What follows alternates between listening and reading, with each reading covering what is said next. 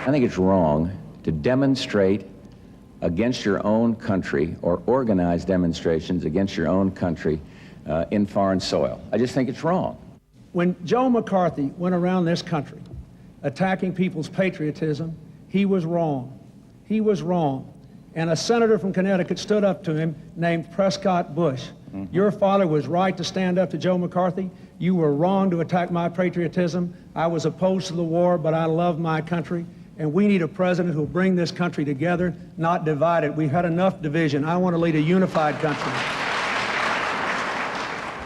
We have so mismanaged our country over the years, and it is now time to pay the fiddler, and if we don't, we will be spending our children's money.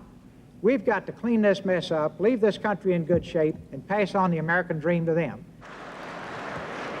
I have cut defense spending, and the reason we could do that is because of our fantastic success in winning the Cold War. We never would have got there if we'd gone for the nuclear freeze crowd. Never would have got there if we'd listened to those that wanted to cut defense spending. I think it is important that the United States stay in Europe and continue to guarantee the peace. We simply cannot pull back.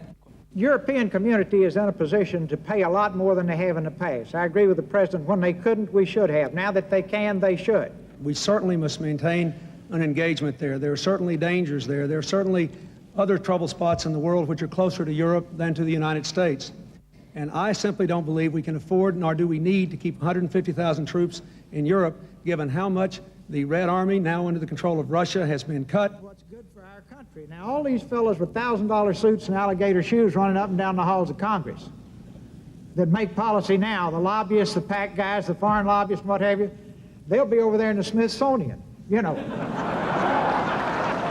Because we're going to get rid of them. And the Congress will be listening to the people, and the American people are willing to have fair, shared sacrifice. They're not as stupid as Washington thinks they are. I think we should stiffen the embargo on the Belgrade government, and I think we have to consider whether or not we should lift the arms embargo now on the Bosnians, since they are in no way in a fair fight with a heavily armed opponent bent on ethnic cleansing. We can't get involved in the quagmire, but we must do what we can.